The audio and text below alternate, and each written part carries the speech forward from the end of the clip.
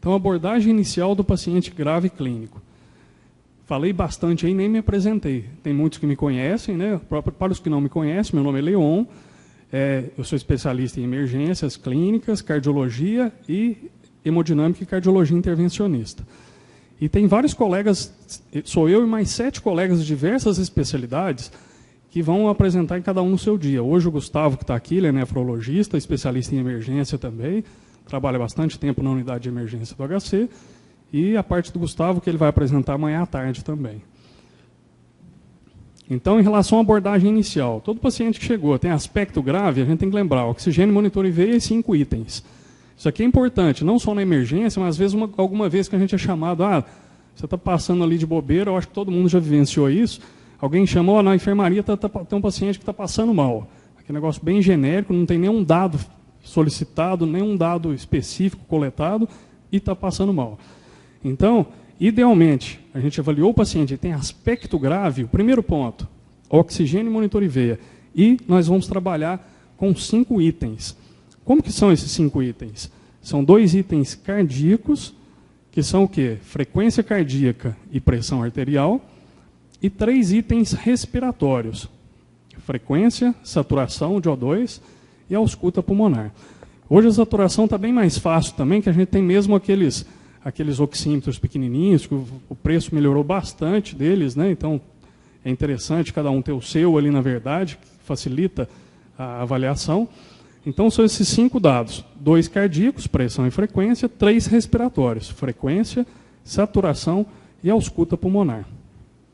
Então vou apresentar 8 casos rápidos para vocês, só baseados nesses 5 dados, e vocês, a ideia aí de cada um, o que seria a conduta, o que faria nesse caso. Então esse primeiro, em relação aos 5 dados, frequência cardíaca de 98, pressão arterial 190 por 110, respiratória de 30, saturando 88%, e na ausculta, estertores crepitantes. O que vocês iam fazer?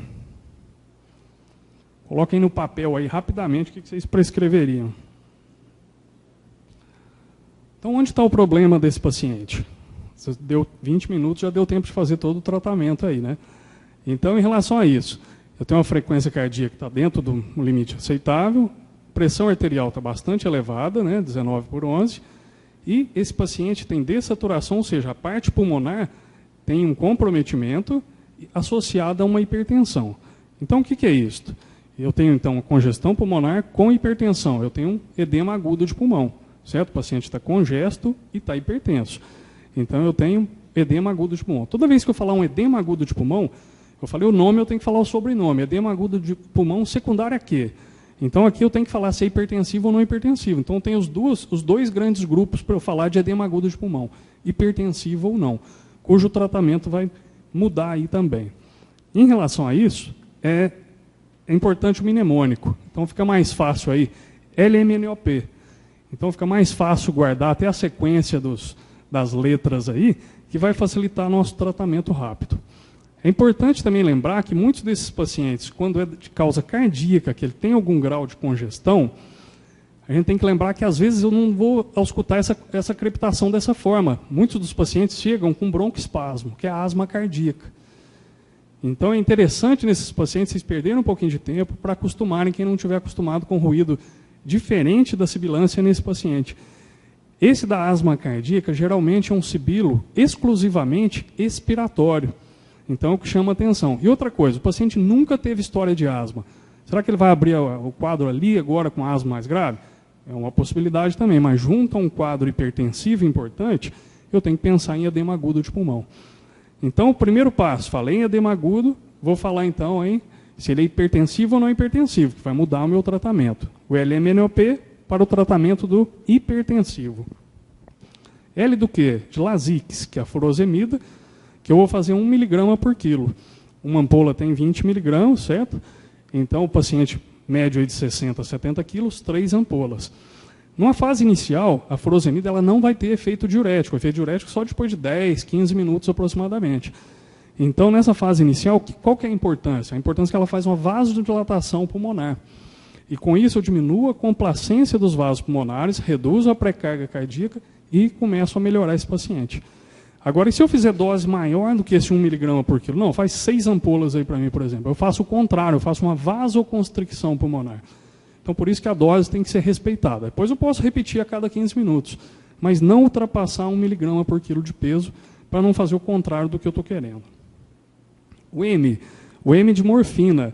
Vou fazer 3 miligramas a cada 3 minutos, até 20 miligramas. Nós temos que lembrar de algumas apresentações. Então é interessante, quem está de plantão, avaliar qual a apresentação de algumas dessas medicações na emergência. Então, por exemplo, nós temos ampola de 10 miligramas, mas a gente tem outros 2 tipos de ampolas. A gente tem uma ampola de 0,2, ou seja, dose, né, quase homeopática aí. E a gente tem um outro de 2 miligramas, que é uma dose menor. Então, essa aqui, o que a gente vai fazer? Diluir ela para completar 10 ml e vou fazer 3 ml, que tem 3 miligramas, repetindo de 3 em 3 minutos. Posso fazer até 3 ampolas. Isoladamente, em relação aqui às condutas, às medicações, é a principal medicação. Então, se eu tivesse que escolher uma delas, isso para a prova aí também, que ainda vai prestar, eu escolho a morfina, porque eu diminuo não só isso, melhora a complacência dos vasos pulmonares, mas o que acontece também? Eu vou reduzir a resposta simpática do paciente, porque imagina, aquilo ali é um grau, o paciente está com congestão pulmonar, você já viu o grau de ansiedade que ele está, o grau de taquicardia. Então a gente tem que fazer o diagnóstico antes do tratamento. Alguns que trabalham em pronto-socorro já devem ter recebido aquele paciente que pela dispneia recebeu o kit de dispneia. Vocês já viram falar do kit de dispneia? Então vai para todo lado. Então vou dar o Lasix, vai dar corticoide, vai fazer uma inalação, vai fazer um... Então, o que é o problema disso? Na hora que eu faço um beta-2, eu acelero mais. Esse coração já está difícil trabalhar. Se eu acelerar esse coração, eu pioro tudo. Então, realmente, eu tenho que ver qual a causa antes de fazer o tratamento. O N de nitrato. Então, Isordil, 5 miligramas, sublingual, é aquela forma sublingual realmente. Vou repetindo a cada 5 minutos, até completar aí 15 miligramas. Lembrando, reavaliação da pressão em cada um. E se for homem, lembrar da utilização de sildenafil aí, que é o Viagra, né? Ou o Cialis. Porque às vezes o paciente choca e morre ali na nossa frente. E muitas das vezes ele faz uma vasodilatação que não tem como a gente resolver. Então é importante a gente avaliar cada um deles. Oxigênio. Então todo paciente que realmente precisa é máscara com reservatório. Então 10 litros por minuto que a gente vai colocar. Depois tem uma aula só de dispositivos de oferta de oxigênio. Mas paciente que precisa é máscara com reservatório, não adianta catéter. E P de posição. Então esse paciente vai ficar sentado, né, e máscara com reservatório.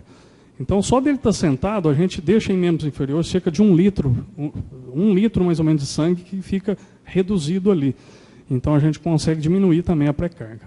Segundo paciente, 130 por 40 de frequência, pressão de 85 por 50, frequência respiratória de 28, saturando 93 com ausculta pulmonar limpa. Lembrando, dos 5 dados, a ausculta pulmonar não é assim a ausculta completa. Eu quero saber se tem congestão ou não, ou se tem sibilância ou não. Tá certo? Então é mais fluxograma mesmo. Então o que esse paciente tem?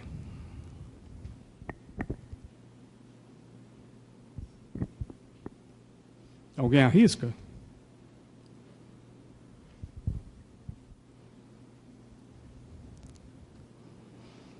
Então esse aqui é o eletro dele.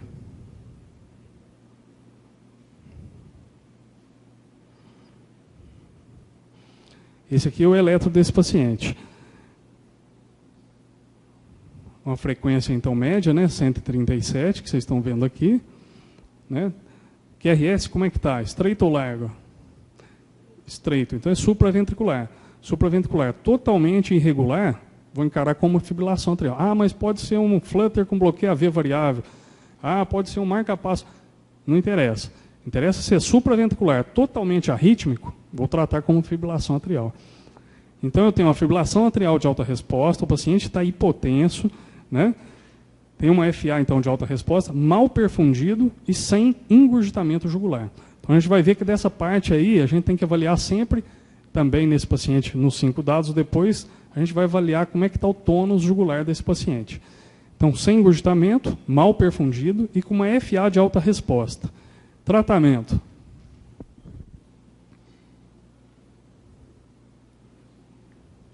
Quem quer dar choque?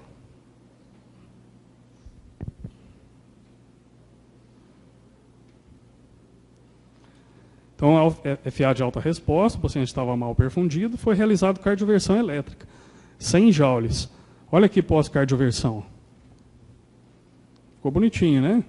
Parece que é sinusal, tem onda P, QRS. Depois a gente vai ver aula de taquiarritmias, bradiarritmias amanhã. E aí, como é que ficou esse paciente? Ele piorou a hipotensão dele. Certo? Então ele piorou a hipotensão. Por que ele piorou essa hipotensão? Eu estava num ritmo aumentado, 137, um ritmo de fibrilação, estava mal perfundido, só que tinha um detalhe importante, 2 deles.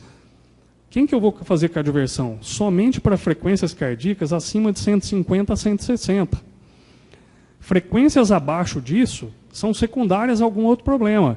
Então vocês pegaram um paciente e falaram, não, esse paciente está instável da ataque à arritmia. Mas será que essa ataque à arritmia justifica a instabilidade desse paciente ou não? Para justificar, para ela ser o problema, eu tenho que estar com uma frequência geralmente maior que 150 a 160 batimentos. Então, só nessa situação, se estivesse acima de 150 a 160, opa, então pode ser realmente o problema do paciente. Aí sim eu vou cardioverter. Mas o que chamava atenção? O paciente está com a ausculta limpa, saturando bem, certo? Então, a resposta cardiopulmonar dele estava até equilibrada, ele tem a ausculta limpa, ele não tem congestão. Então, o que é o tratamento para esse paciente? Volume. Então, toda vez que o paciente está com pressão baixa, ou é volume ou droga vasoconstritora. Certo? Então, o paciente já tinha fibrilação, controlou. Aquela fibrilação era simplesmente secundária a algum outro processo. Ela vai acelerar. Imagina vocês, por exemplo, um paciente com diarreia, que fica hipotenso e já tinha uma fibrilação atrial crônica. Como é que vai ficar a frequência cardíaca dele? Vai aumentar. Certo? Mas não chega aí a 150, a 160. Então, só a partir daquele nível que eu faço.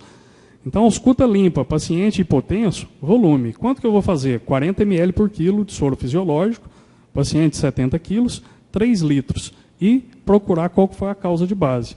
Tá certo? Esse paciente estava desidratado por diarreia. Caso 3.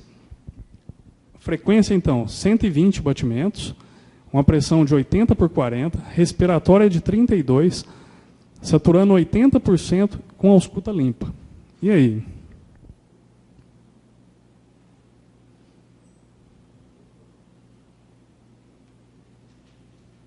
Cada um só pensa um pouquinho ou escreve aí o que pensaria de diagnóstico e como que trataria inicialmente. Como que pensaria tratar esse paciente? Aquele paciente atrás aqui, ele estava com hipovolemia. Certo? O que chamava atenção em relação à hipovolemia? A ausculta limpa. Certo? Esse aqui está com a ausculta limpa também, mas olha aqui no outro item respiratório dele. Ele está com uma dessaturação muito importante. Então, um paciente que tem a ausculta limpa, depois a gente vai ver que vai ser a próxima de choque circulatório, a gente vai entender o porquê que ele faz a congestão ou não faz a congestão, quais são as situações. Então, aqui só para a gente trabalhar com os 5 dados. Tinha ausculta limpa, realmente. Se eu precisar subir a pressão, como que eu vou subir? Volume ou droga vasoconstritora? É um pensamento que eu vou ter. Agora, eu tenho que tomar cuidado que esse paciente está dessaturando. Então, um paciente que está dessaturando, cardíaco, a frequência não está tão aumentada, a pressão está baixa, mas o problema dele está onde? O problema é respiratório e está com uma troca inadequada. Então, alguma coisa está atrapalhando esse paciente a troca.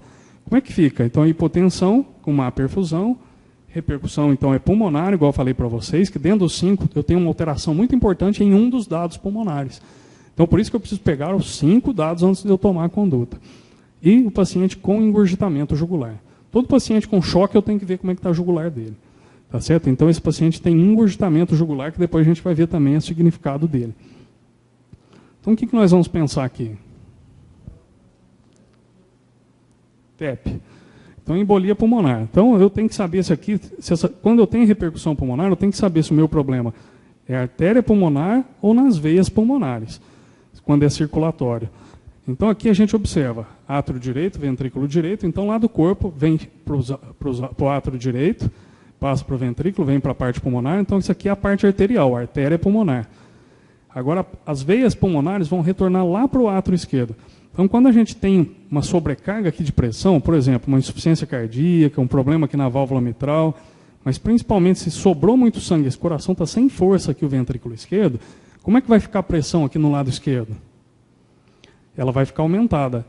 A montante, ela repercute nas veias pulmonares. Na hora que chegar aqui nos capilares, começa a ter transsudação, certo? Então, esse paciente vai manifestar com congestão pulmonar. Mas esse paciente do caso, que é o objetivo, tem congestão pulmonar? E não tem congestão pulmonar. Então, o problema dele não é venoso.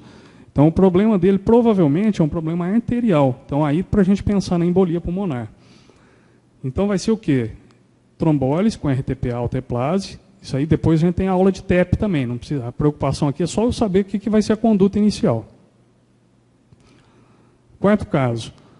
110 de frequência, 85 por 40 de pressão, respiratória de 27, saturando 86, com estertores crepitantes. O que mudou principalmente desse caso para o outro? Frequência respiratória. Agora, o que chama muita atenção nesse paciente? Estertor. Então, lembrar que sempre naquela ausculta nossa, uma das principais preocupações é que é com ou sem congestão pulmonar. Com ou sem congestão pulmonar. Se eu tenho congestão pulmonar, eu lembro, aquelas câmaras esquerdas que eu falei antes aqui para vocês, elas estão com algum problema, repercute nas veias e está tendo transsudação, certo? Então aqui, eu tenho hipotensão, má perfusão, repercussão pulmonar e engurgitamento jugular. Então aqui o problema não é arterial. Se eu tenho congestão, o problema é venoso, aumentou a pressão nos capilares, e estou tendo transsudação. Então, o problema está onde? Lá no coração esquerdo. Tudo bem? Então, todo paciente congesta, eu vou pensar, o problema está mais no coração esquerdo. Tratamento, eu preciso retirar volume desse paciente, está sobrando volume. Então, é a mesma coisa, furosemida, 1 mg por quilo de peso, né? E vou analisar o restante, o que ele tem aí. Se continuar hipotenso, tirei volume. Esse paciente está hipotenso, às vezes vou precisar ligar uma droga vasoconstritora. Lembrando, pressão eu vou subir ou com volume ou com uma droga vasoconstritora. Então ali não dá, porque ele já está congesto, eu vou pensar em uma droga vasoconstritora aí. Quinto caso, frequência cardíaca de 102, pressão de 85 por 40, respiratória de 27, saturando 91%, com ausculta pulmonar limpa. Tem que ver com o jugular também, né? Então, eu estou diante de uma hipotensão, o paciente está bem perfundido e sem engurgitamento jugular. Então, o que nós vamos fazer? O que eu vou fazer para ele? A repercussão pulmonar não é tão importante. Eu estou saturando em ar ambiente mais que 90%. Eu tenho hipotensão com pulmão limpo. Como é que eu trato? Volume. Então, a mesma coisa. Oxigênio, que estava levemente baixa, e volume. E na história, esse paciente tinha febre de 39 graus, 2 dias com tosse, expectoração amarelada, então provavelmente evolução aí de uma sepse grave ou choque séptico. Vou iniciar o antibiótico empírico na primeira hora, isso aqui vocês não precisam se preocupar, que tem aula de sepse. E raio-x de tórax e hemograma de culturas. Sexto caso, frequência cardíaca de 30, pressão de 150 por 70, respiratória de 24, saturando 92% e com estertores crepitantes à ausculta. Onde está o problema? Então, essa é a função dos 5 dados. Onde está o problema? Então, chama atenção. Provavelmente está no coração. Está levemente baixa, mas tem congestão. Se tem congestão, tem que pensar se está no coração realmente ou não. Agora, tem algum dado que me fala qual que é o problema nesse coração? Frequência cardíaca. Então está extremamente baixa. Então um paciente que está chocado, ele precisava ter uma resposta de aumento dessa frequência cardíaca e ele não tem. Então esse aqui é o monitor, no Oxigênio Monitor IV, esse aqui era o monitor desse paciente. A gente vai ver na aula aí de bradicardia. Então a gente vê, primeiro, que QRS largo provavelmente está nascendo no ventrículo. Olha aqui a onda P, ela está no ritmo dela, nem dando bola aí para o ventrículo e o ventrículo no ritmo dele. Então, uma dissociação completa entre os átrios e os ventrículos. Então, bloqueio atrioventricular total. Tratamento? Marcapasso percutâneo. 7. Paciente, frequência cardíaca de 170, pressão 85 por 60, respiratória de 26, saturando 92%, com estertores crepitantes. Um ataque à arritmia. Né? Se eu pensasse em alguma coisa, será que eu preciso chocar essa ataque à arritmia? Será que ela é o problema do paciente? Será que essa ataque à arritmia é o problema dele? Lembra aquilo que eu falei da frequência para vocês? Qual que é a frequência que a gente preocupa? frequências acima de 150 a 160. E esse paciente tem uma frequência de 170. Então, provavelmente é o problema dele. Tanto é que está muito aumentado, e está hipotenso e está tendo repercussão pulmonar. Então, esse ventrículo está muito acelerado e ele não está conseguindo suprir aí a demanda aí. Então, esse aqui era o monitor dele. QRS largo, bem regular, né? Provavelmente o quê? Uma taquicardia ventricular. Está bem regular. Então, se ele está bem alargado, a gente vai pensar em ritmos ventriculares. E está bem regular também. Então, a taquicardia ventricular. Mas não precisa se preocupar agora. Depois a gente vai ver isso aí na aula de taquiarritmia. Só importante agora nessa fase, frente aos 5 dados. Vocês já viram, a frequência está muito aumentada.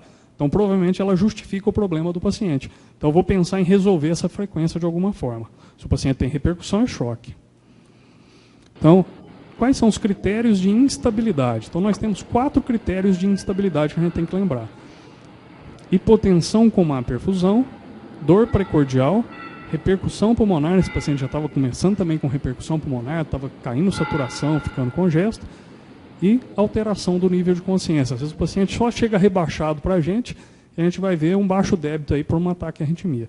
Então, nessas situações, o que a gente precisa fazer? Chocar, cardioversão elétrica. Tem um dos 4 critérios, cardioversão elétrica. O último caso, uma frequência cardíaca de 100, pressão de 150 por 70, respiratória de 32, saturando 92% com sibilos. Onde está o problema do paciente? Cardíaco parece que não está tranquilo. Parece que o problema é pulmonar, realmente. E qual o problema pulmonar? Uma frequência alta e paciente sibilando realmente. Então, provavelmente, só broncoespasmo, tratamento aí da crise asmática que a gente vai ver com beta-2, o que a gente vai precisar fazer. Se refratária adrenalina subcutânea e vou fazer também hidrocortisona, posso manter. Aula de asma também. Então, a ideia, o paciente chegou, se ele tem aspecto grave, antes da gente pensar o que é, o que deixa de ser, o paciente, eu bati o olho, ele entrou na emergência, tem aspecto grave, o que eu preciso para ele? Oxigênio, monitor e veia. Então, isso aí vai facilitar o meu diagnóstico e vai evitar muita parada cardíaca ali naquele corredor, tá certo? Porque eu já ofereço rapidamente uma das coisas que mais mata aqui, que é a oxigenação. Então, qual tipo? Máscara com reservatório. Monitorizei e peguei os 5 itens. De acordo com os 5 itens, ele vai me nortear o que vai ser meu tratamento inicial. E depois a gente vai ver em cada um dos casos aí que a gente vai trabalhar mais para frente. Tudo bem?